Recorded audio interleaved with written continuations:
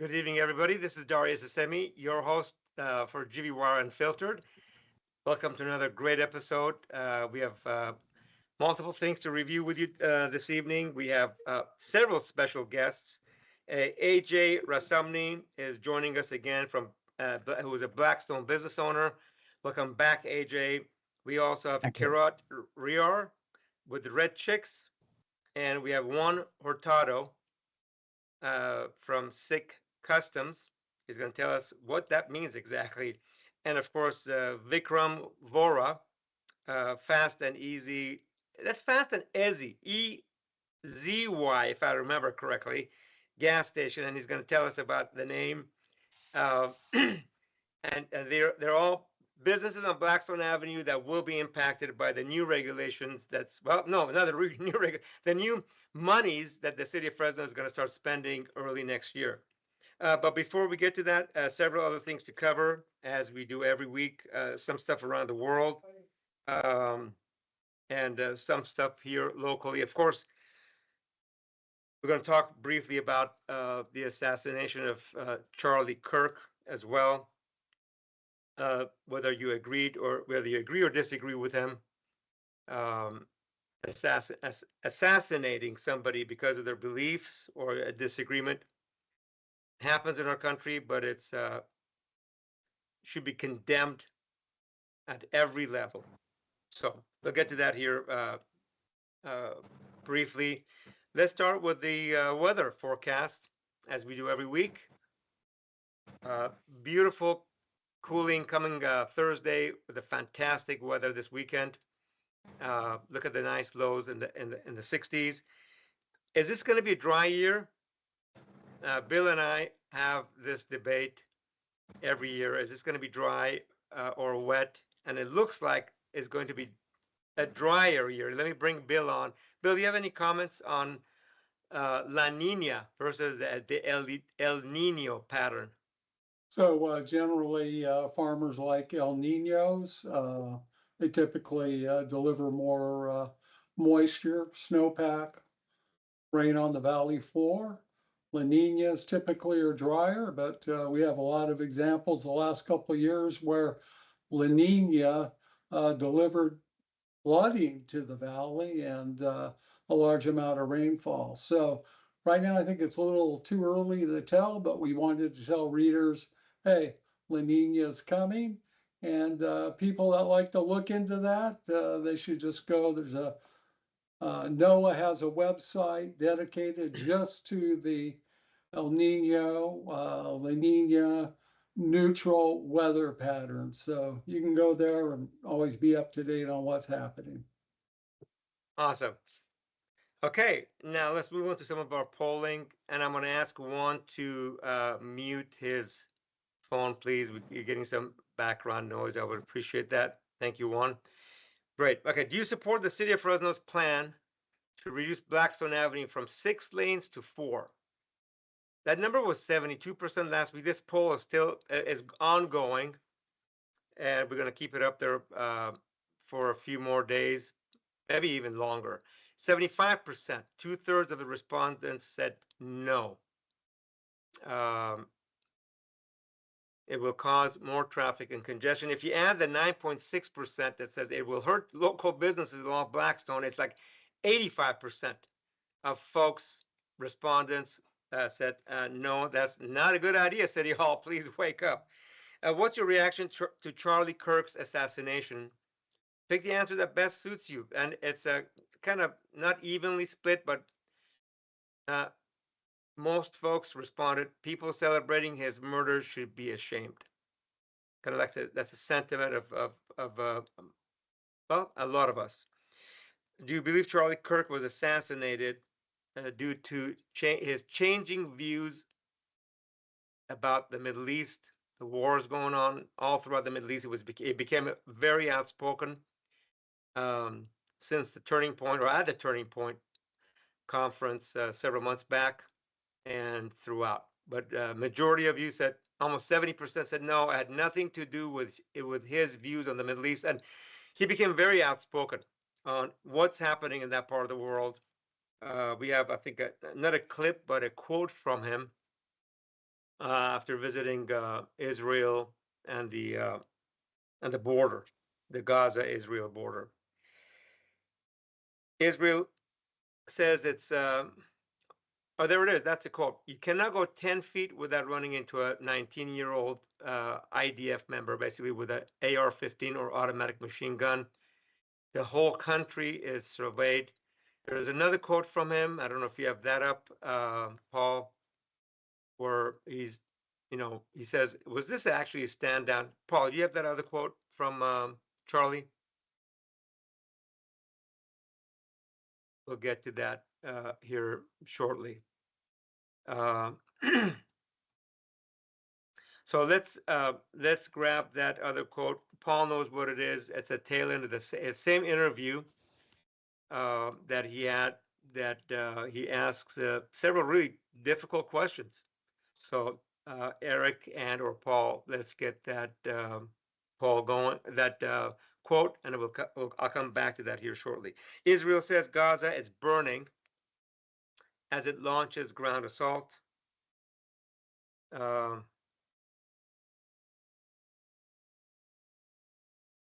So most of you have seen this on the international news. Let's go on to the next.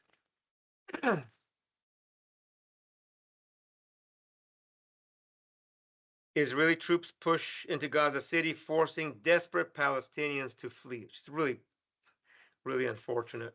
All the stuff that's happening in that part of the world. Over 2 million people displaced. What is the number? 50 to 100 children die every day, starvation, etc. And then trackapac.com is something that actually Paul came up with. That's a list of donors from the American Israeli Public Affairs Committee. That's on GB Wire's website. You can take a look at that. Okay. Bill, the next one is yours. You want to explain what this article is about? So Donald Trump gets all the headlines. All the polling is about Donald Trump. Do you approve of what he's doing? On immigration, tariffs, the economy, how he's handling Israel. But the architect of all this is Stephen Miller. He's 39 years old. He grew up in Santa Monica, California. Seemed to be kind of a regular guy, but people that knew him back then said between 8th and 9th grade, he just turned very hardcore against people that had different skin color, people that were Latino or immigrants. And he's been on this nativist bandwagon ever since.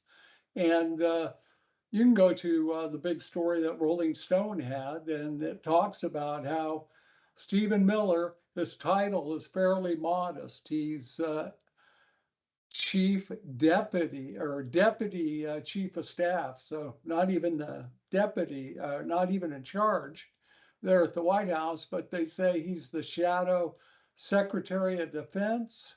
He runs Homeland Security. He runs the Attorney General's office. And there are some people in the administration that refer to him as President Miller. So spotlight's always on Donald Trump, but here's the guy that's really responsible for what's going on. You can look up that story on GB Wire, read what we put out there, and then go to the long, deeper story at Rolling Stone. Thank you, Bill, for that background.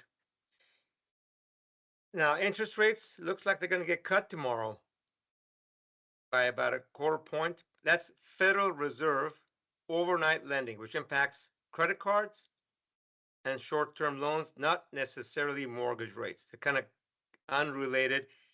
But if you let's put slide 14 up.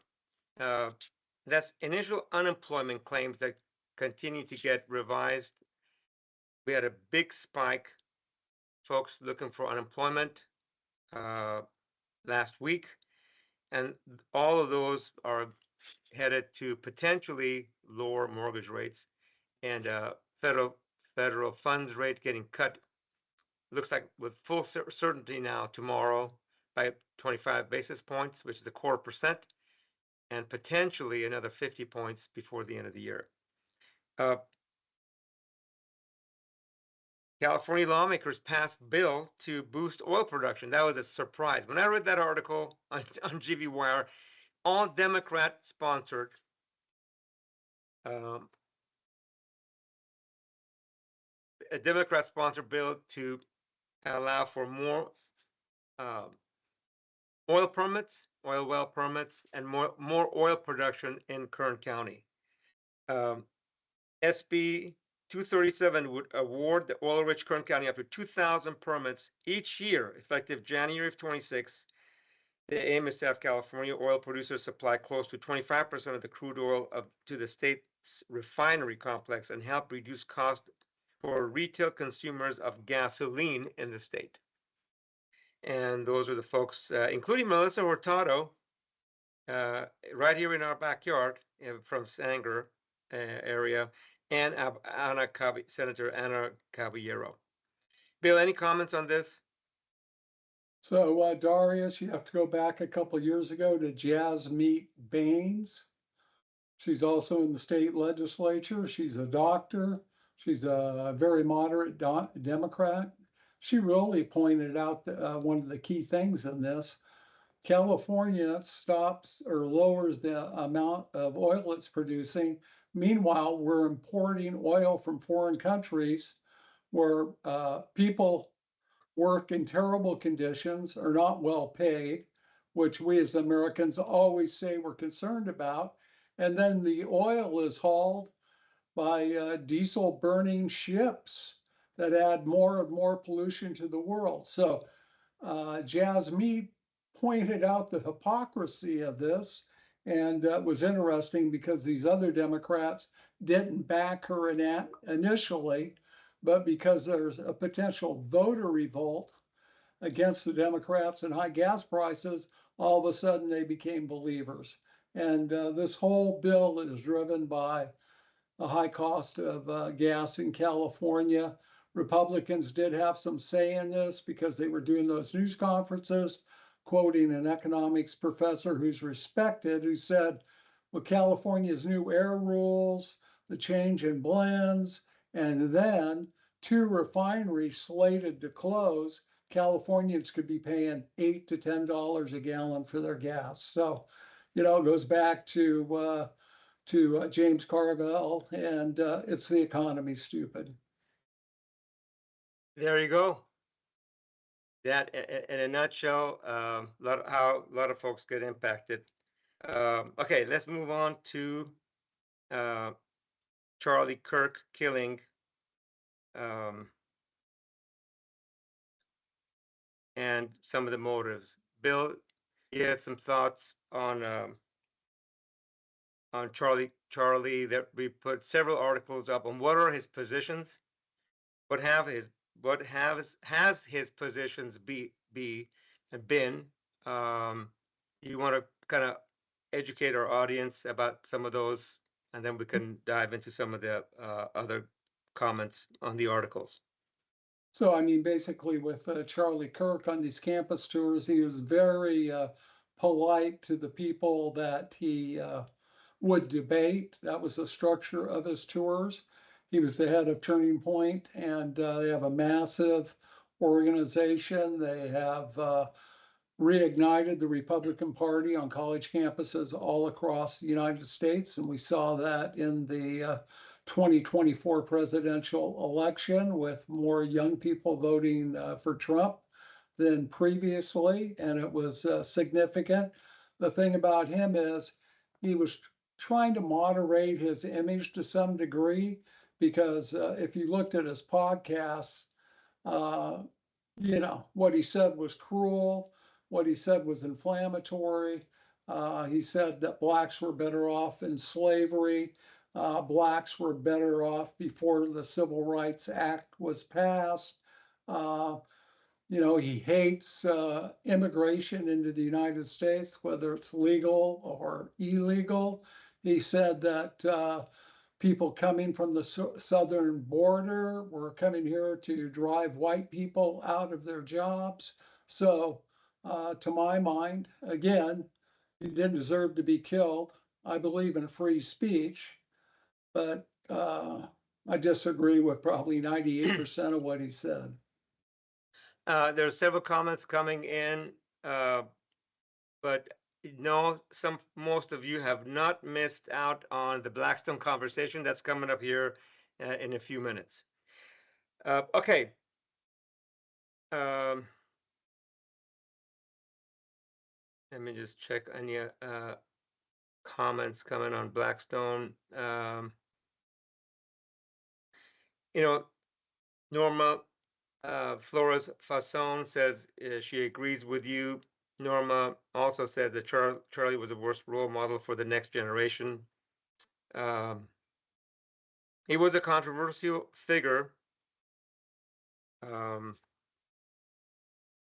that, well, by and large, was very influential in getting President Trump elected. Is that a fair statement, Bill?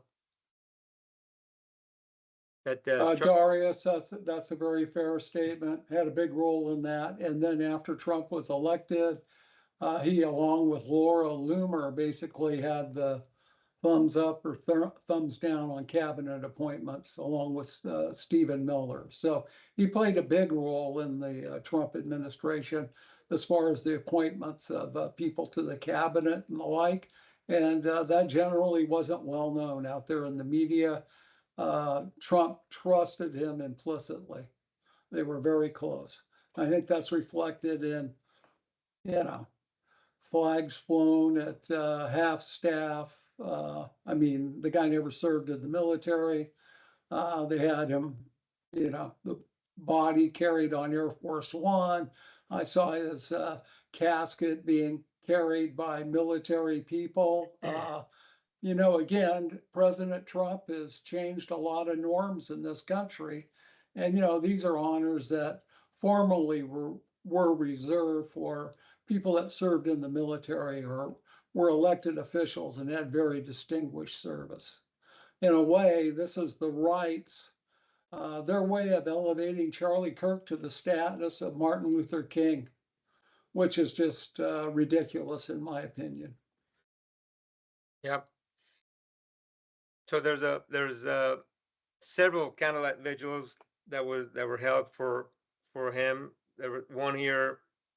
I think it was a Sunday night or Monday night in one of the churches in North Fresno. I think New Covenant Church. I'm not sure exactly which one, but there's a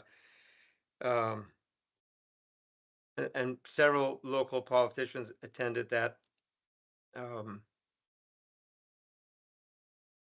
And well, to pay tribute or to pay respect to him and his family. Americans believe harsh political rhetoric is fueling violence. With a new Reuters Ipsos poll. You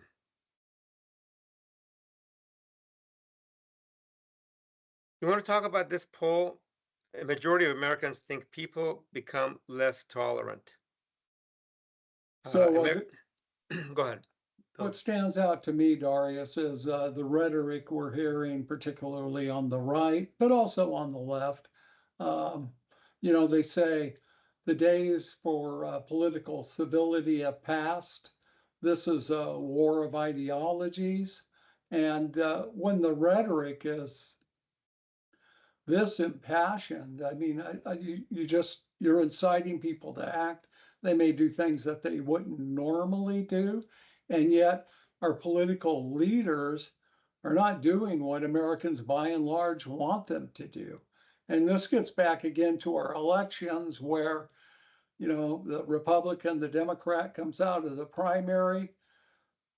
It's the hardcore people that vote in these primaries. And I think I told you the other day, it's like if we were at the fair and we went into the fun house and we saw our bodies in the mirror, we would laugh, we would joke, we'd walk outside, but we wouldn't think, hey, that's how I look. And yet when it comes to politics, it's like it's the fun house all the time. Distorted view of what's going on. Good points, Bill. We have that quote from Charlie Kirk about Israel-Gaza. Let's put that on the screen, where he said, Israel is the most surveyed country that he's been to. And then I'm not sure if this was earlier this year or last year. He said that the flight between Jerusalem and the border is about 45 minutes on a helicopter, which he has taken many times. Was their stand down order? Was their stand down 6 hours before the Israeli military reacts? So that was there we go. Charlie Kirk said it on October 7th, 2023. So on that day. So he starts asking these questions about 2 years ago. Okay, let's move on. Linda Carter, I agree with you, Bill, that Trump has changed the norms for the worst, like most of what he does. Okay, we are going to move on to our next segment now. We're going to bring in AJ Rasamni to discuss issues about Blackstone Avenue. Let's briefly, for those folks that were not here last week, let's start with slide 31. Let's just put 31. So Blackstone Avenue is going to get a diet. It's going to go on a diet. It's going to shrink from, looks like 6 lanes down to 4. That's the extent of it. Dakota down to about 180.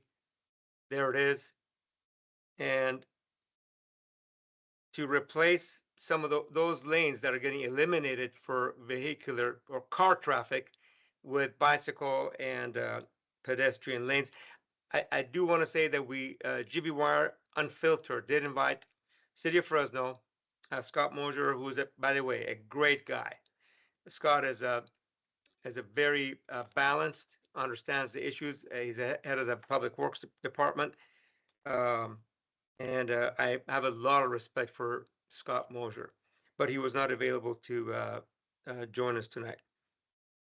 So that's the area where Blackstone is gonna lose a lane each, and it's gonna get replaced by pedestrian and or bicycle lanes. Let's put up slide 28, actually, so folks get a chance to see what that section could look like. And then okay, so with that, we're gonna bring in AJ to he was going to survey the Blackstone. First of all, I'm going to ask AJ, how many people are on the Blackstone Merchants Association list? I have 400 businesses or business owners on the Blackstone Merchant Association. Okay. And I did survey last week and I sent it to Paul, so Paul should have it. I talked to about 50 business owners or business people on Blackstone, and Paul has a survey, so hopefully he can put it online. But Paul is going to put it up here shortly. Okay. So let me see. So I walked Blackstone last week, the project, and I talked to people and asked them the question, 3 questions. Do you want to narrow the lane, take 1 lane out? Do you want to expand the sidewalk? And do you want to add a bike lane? And 99% of the people said no. There's 1% initially said yes, but then after the thought about it said, no, that's not a good idea. Businesses on Blackstone are struggling. I was talking to a car dealership and I videotaped them and I sent it to Paul too. And he's telling me that people are breaking into his business on nightly basis. And he pointed to the people across the street, the homeless people across the street. So businesses are suffering.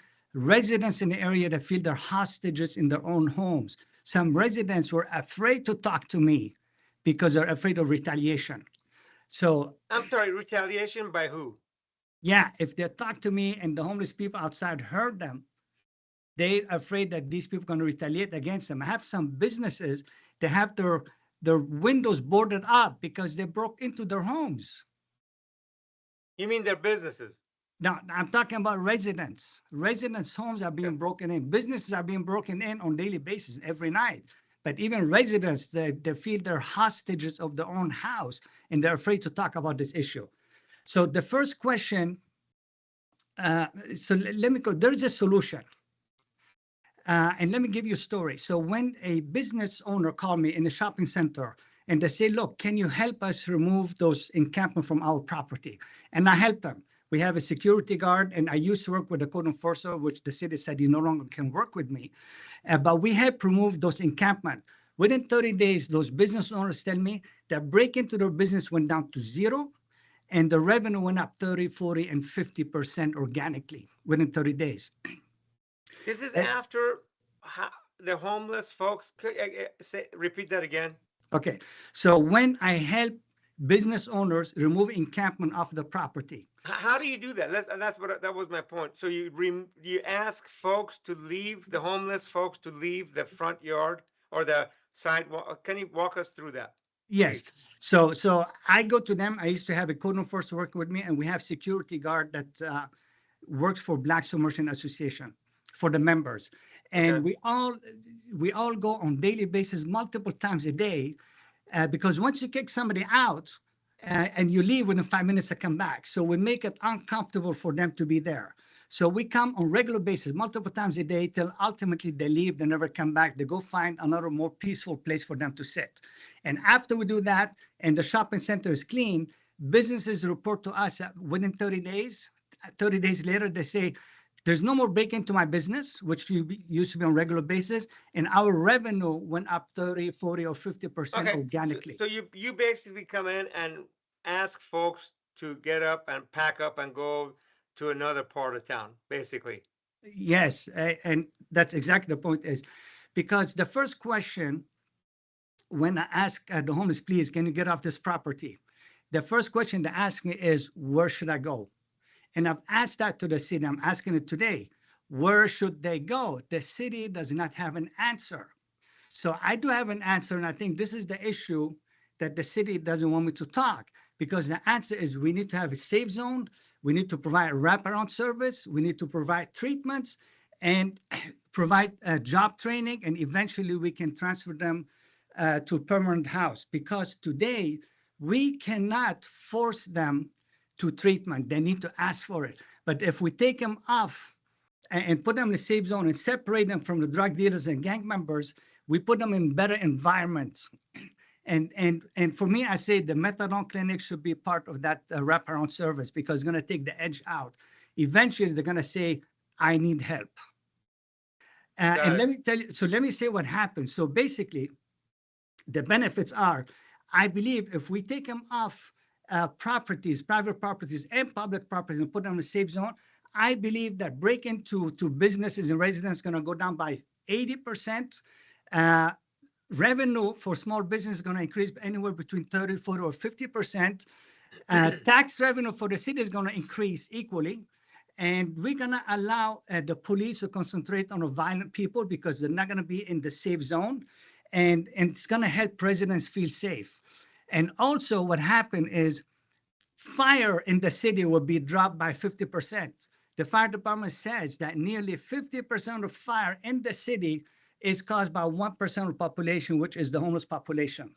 We have today, up to today, about 60 vacant buildings caught on fire this year because of homeless people. Okay, let me several comments come in. I want to read comments and some questions. Rick Stites, a lot of you know who Rick Stites is.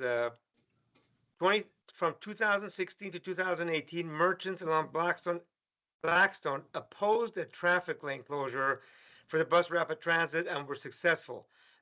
Some things I have learned from the city officials is that the closure is planned all the way to Herndon area.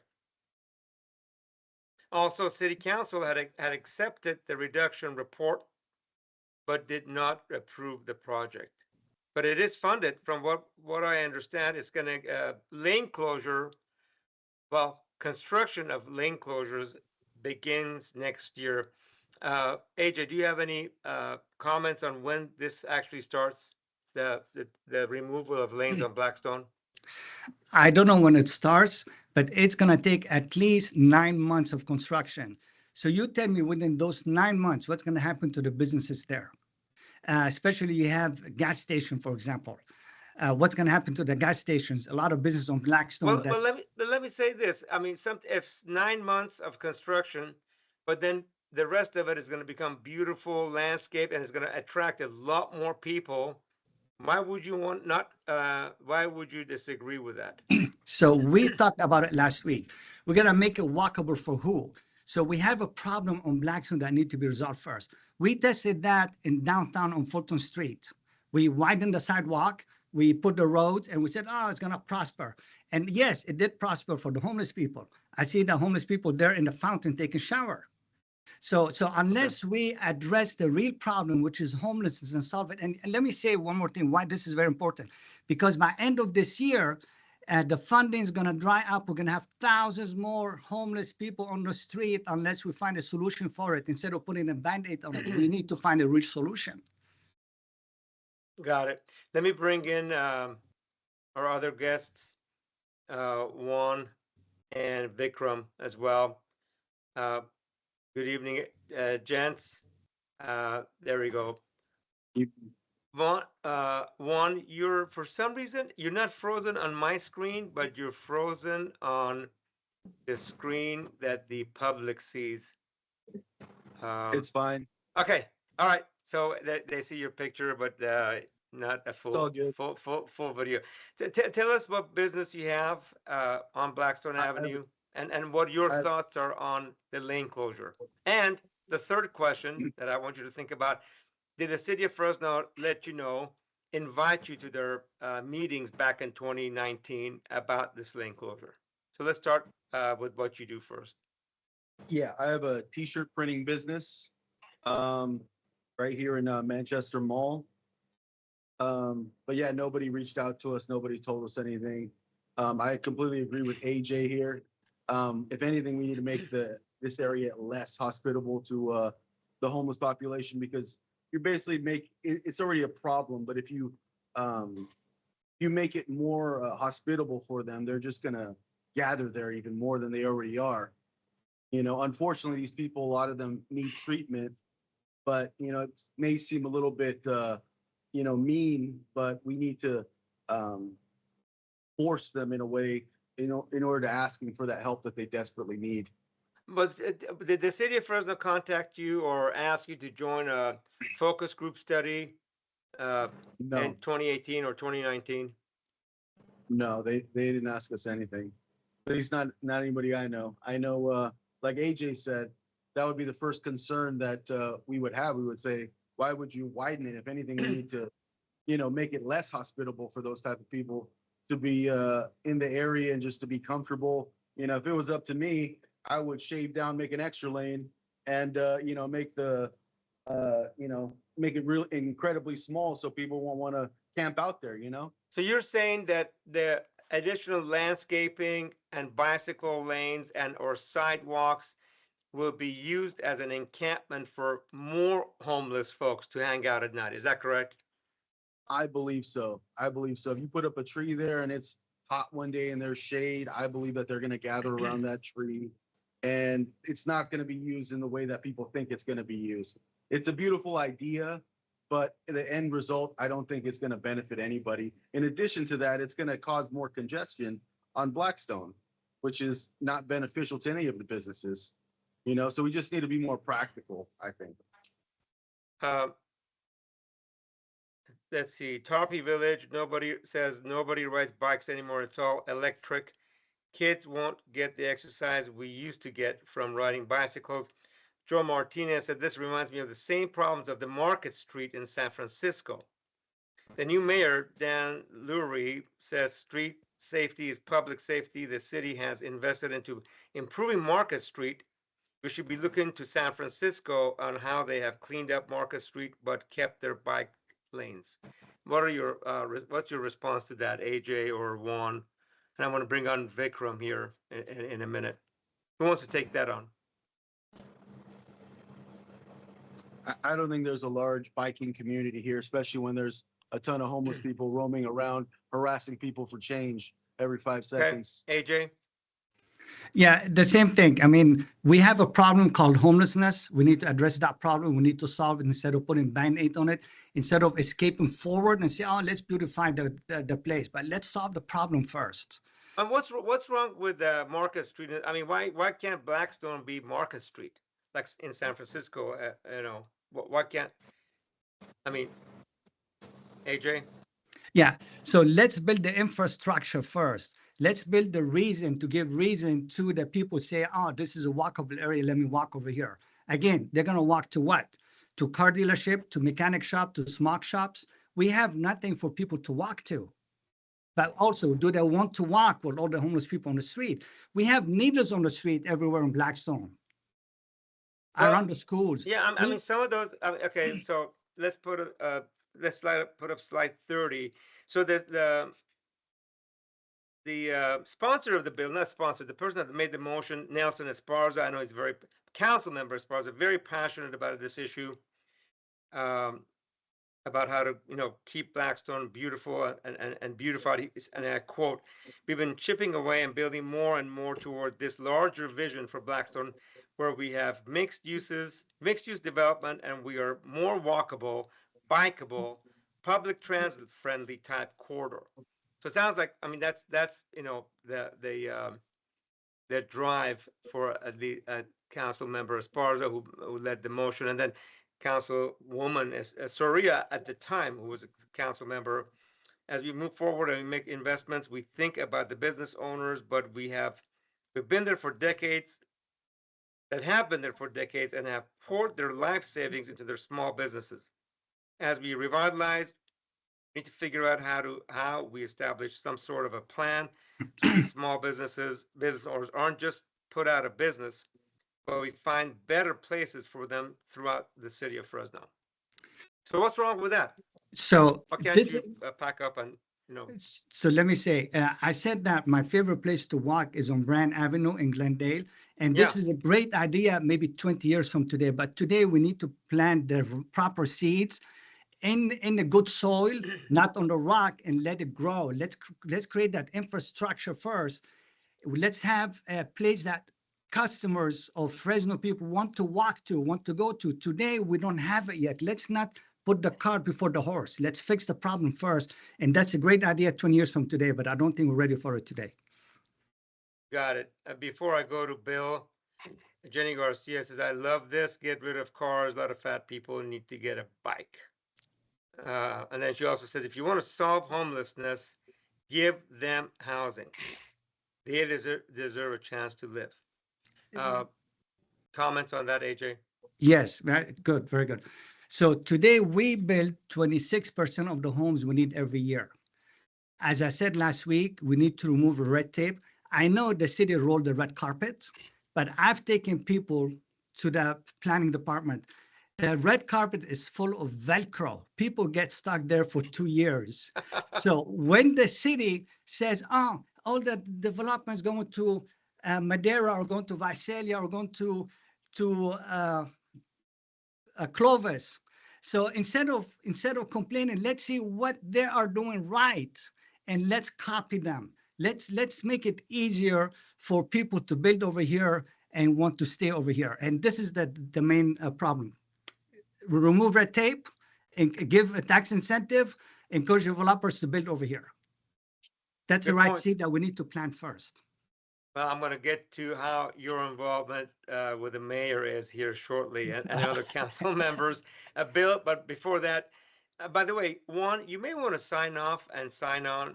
I think then you should hopefully have a live image of you or live video of you. So if you can sign off and then sign back on. Okay, Bill McEwen. Just quickly, the comment about making Blackstone Avenue mass transit friendly from Councilmember Esparza. It already is mass transit or public transit friendly. It has BRT and BRT buses. It has the nice shelters, has the amenities. You have Wi-Fi on BRT.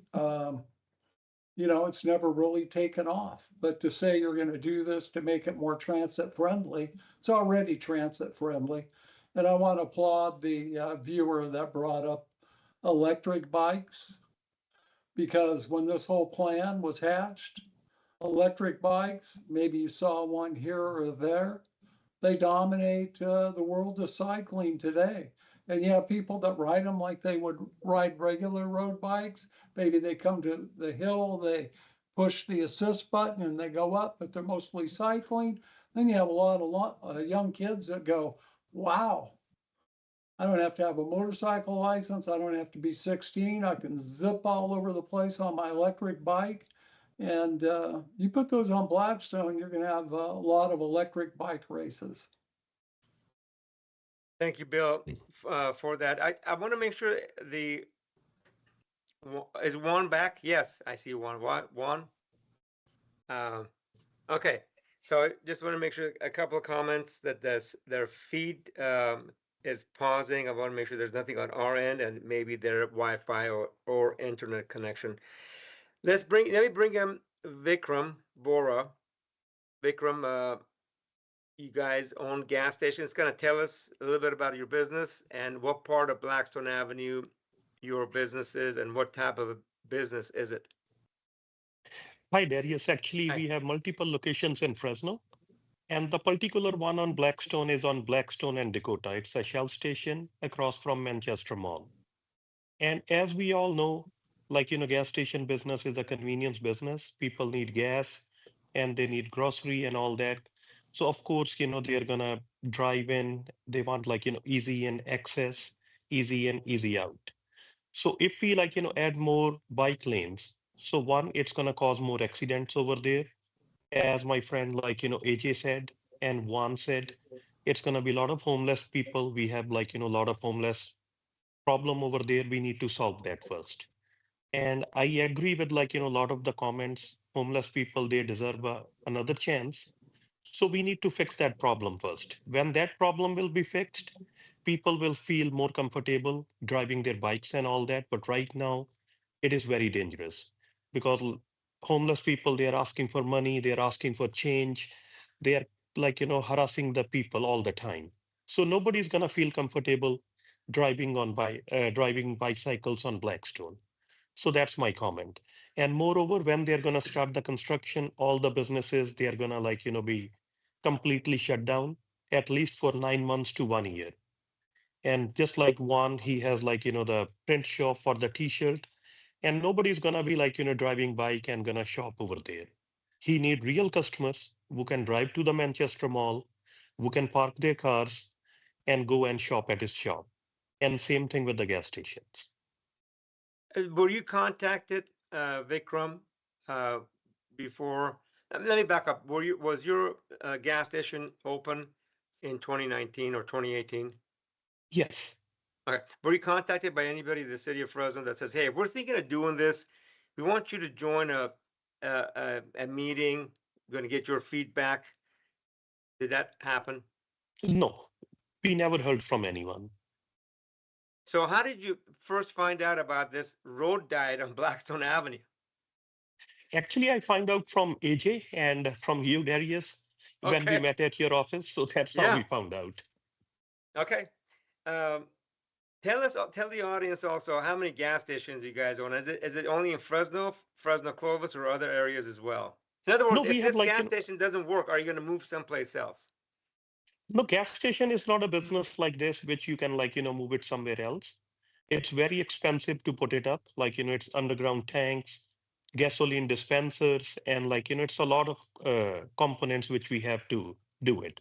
So it's not easy to move it. Okay.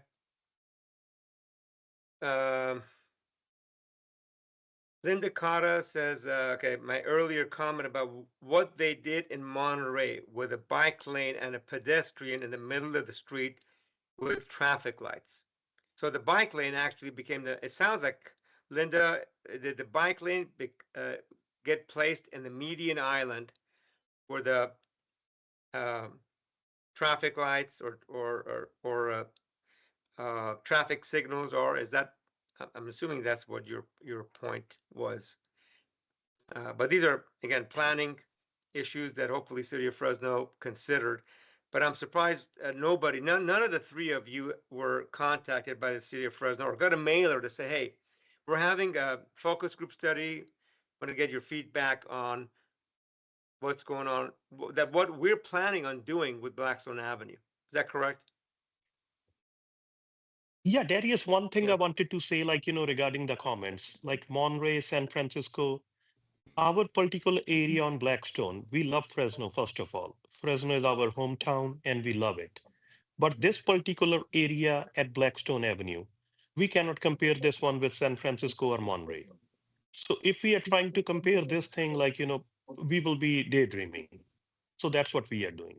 So this is not the particular location where we can add the bike lanes and it's going to be useful for the community.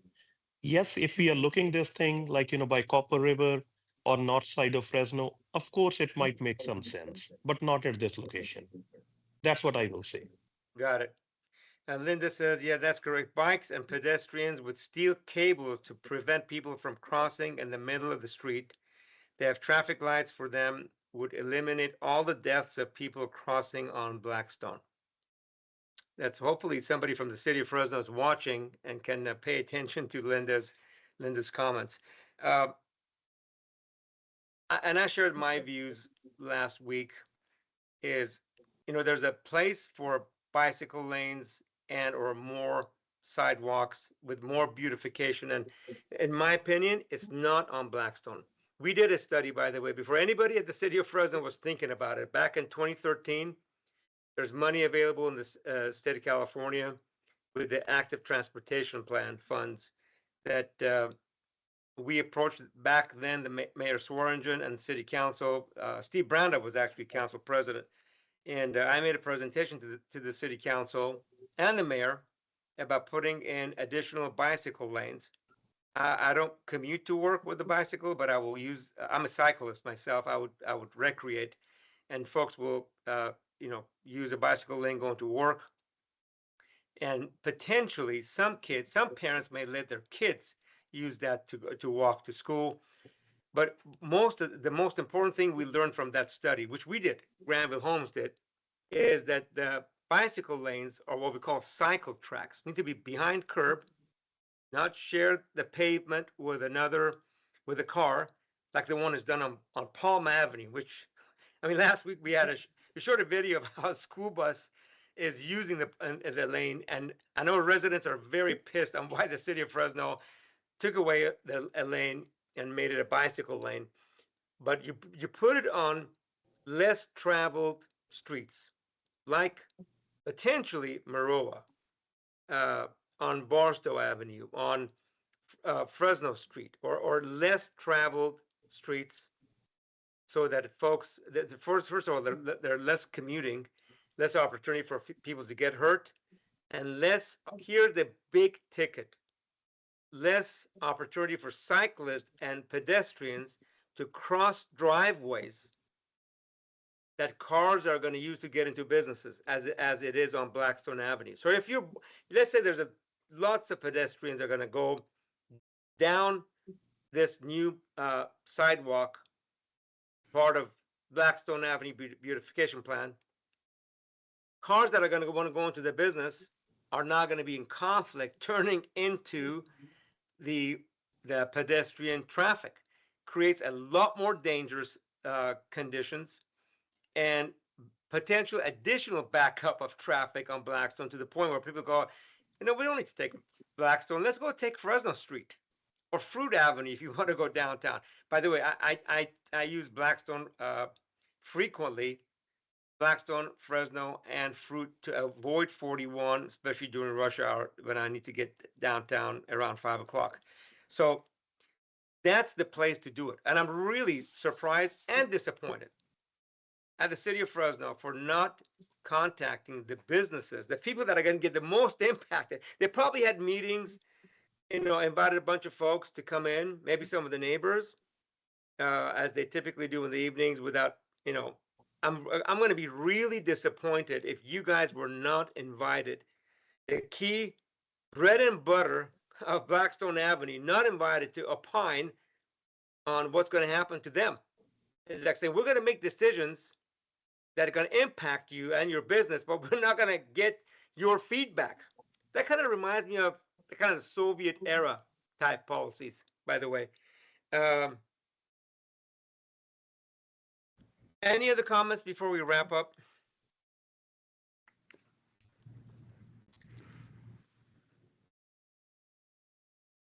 Bill McEwen. So Darius, I would point out there's only one person left on the city council that voted for this. I mean, this plan is 7 years old. It'll be 8 years old before construction starts. Think how the world's changed in the last 8 years. So not only were the merchants on Blackstone not consulted, we're going ahead with an 8-year-old plan in a world in which a lot of things have changed. That's one of my big concerns about this. And then the other thing, which was raised last week, which is we had, one of the leaders of the Fresno Bicycling Club saying they don't expect cyclists to use this. Actually, Because yeah, this I'm is a sorry. merchant street, it's a car travel street. And, they're gonna ride elsewhere, very similar to what you said, except you got it from someone who does ride the bike all the time, does use it to commute. And again, this plan is so old. And finally, I would say Fresno, under Mayor Swearingen, announced this huge trail system, right? And Juan probably remembers this, the trail that would start at Manchester Center and ultimately go all the way out to Southeast Fresno. It was going to run along canals where there is no car traffic. The city talked about how it had ironed out this agreement with FID. My goodness, if they have money for bike lanes, bike trails, why don't they finish that first? That's a great point, Bill. There's lots of miles along canals that with enough safety measures could be converted to bicycle or pedestrian lanes. As happening in city of Clovis. Let me ask AJ.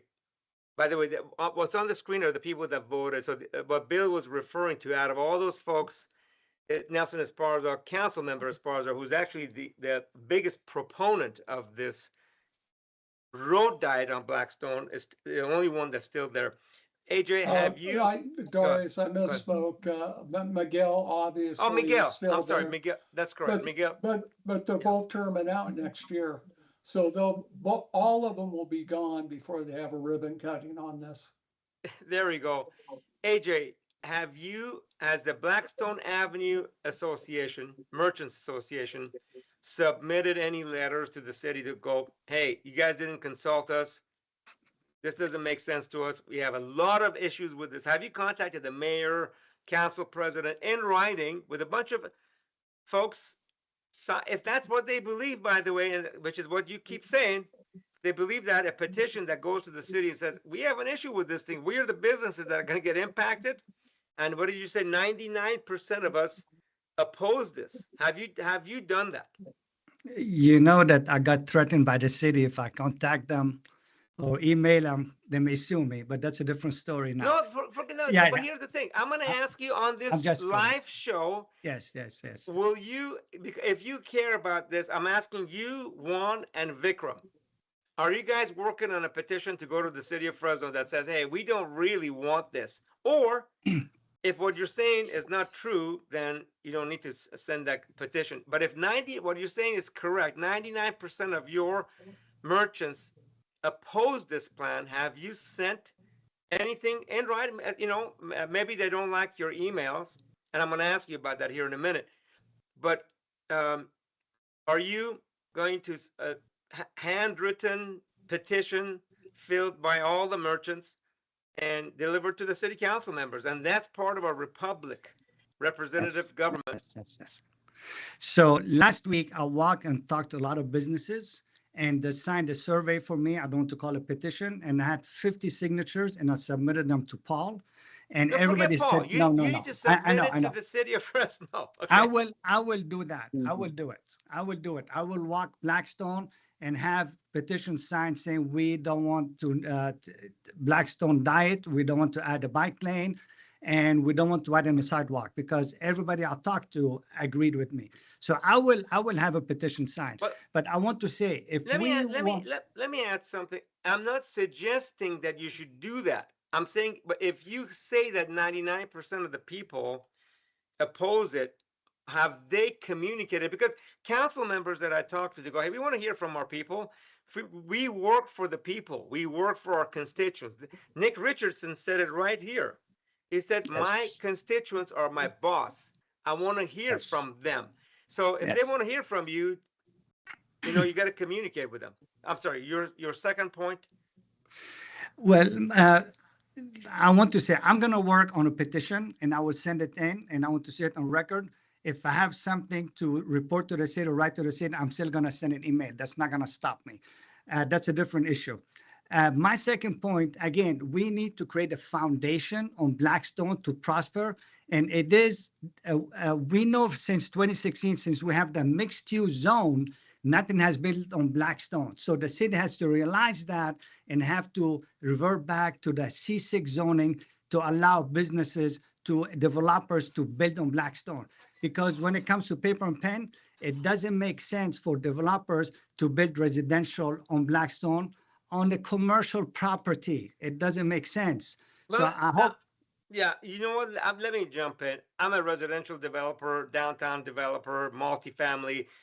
I would not build and subject my tenants to have to put up with all the noise pollution, light pollution, and auto pollution of living on Blackstone Avenue. Granville Homes will not do that. Now, if the city wants to do that, I want to ask whoever is driving that, please be the first to move in on Blackstone Avenue. Go get a residence, live there, move your kids, family, be an example. Just don't tell us, hey, you go do it. And where most of these folks are living in gorgeous, nice homes, not on Blackstone Avenue. Um, okay, Linda Cotta said, Cindy Clark, I commented last week, worked downtown for 28 years. There was no way I was riding a bike at 5 a.m. or was there a bus route? Uh, Jenny Garcia, maybe if we do road diets on all streets, then people will sell their cars and ride bikes. It will help our air. Linda Carter, Jenny Garcia, do you ride a bike or walk or use the bus, or do you own a car and do you shop in those areas? Jenny said, yes, I do. Okay. Now, AJ, before we wrap up, there's an article last week that says the mayor is not going to respond to you. He's going to block your emails. You want to comment on that here live on Unfiltered? look, I've known the mayor since 2014, and I think we've been very good friends since 2016. I know he has a very good heart. I think he's under a lot of pressure. I know I did not spam him.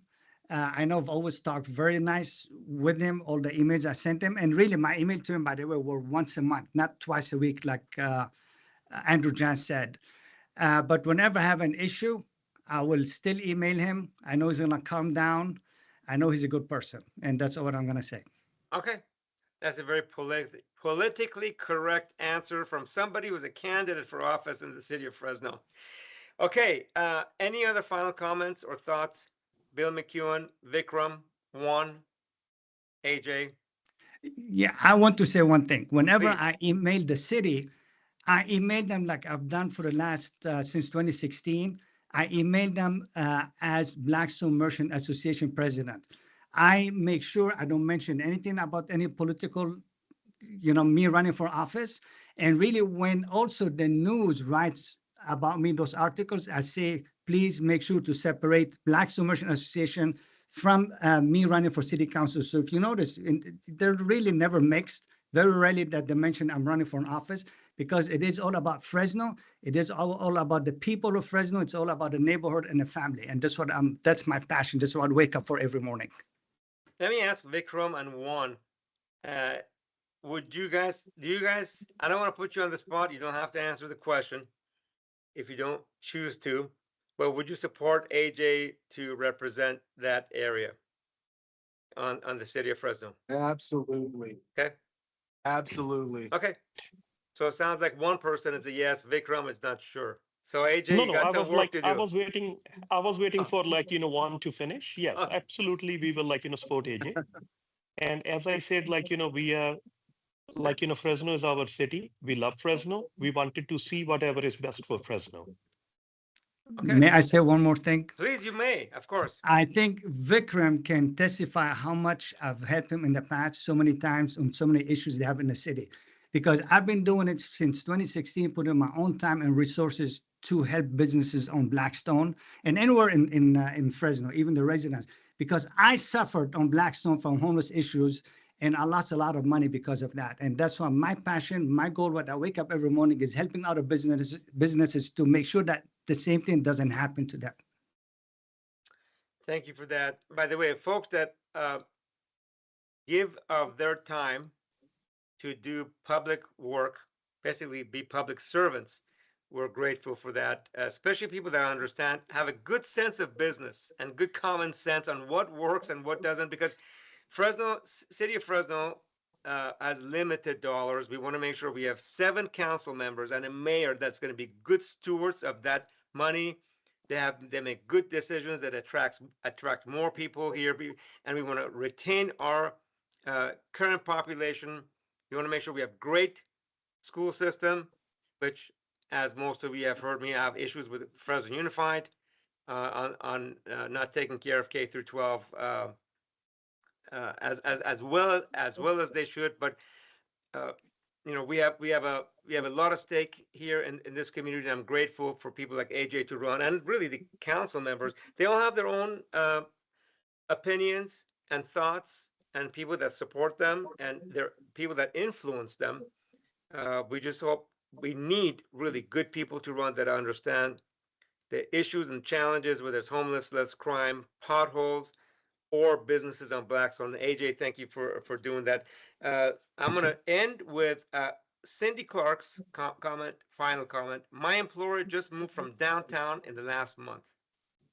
I love downtown, but there was no safe route if not traveling by car. I hope the city of Fresno is paying attention and listening in. AJ, thank you so much for joining us. Vikram, likewise with you. And Juan, very nice to meet you. This issue is not going nowhere. It's a very hot issue, and we're going to continue to drive this. I'm interested on the number of people that sign your. If you do that, do the petition, send a copy to Paul. And if you want to write a few sentences, that could become an opinion page on GB Wire. On behalf of all of us at GB Wire Unfiltered, thank you all for joining us tonight. Have a fantastic week, and hope to see you all next Tuesday. Good night. Thank you. Good night. Bye.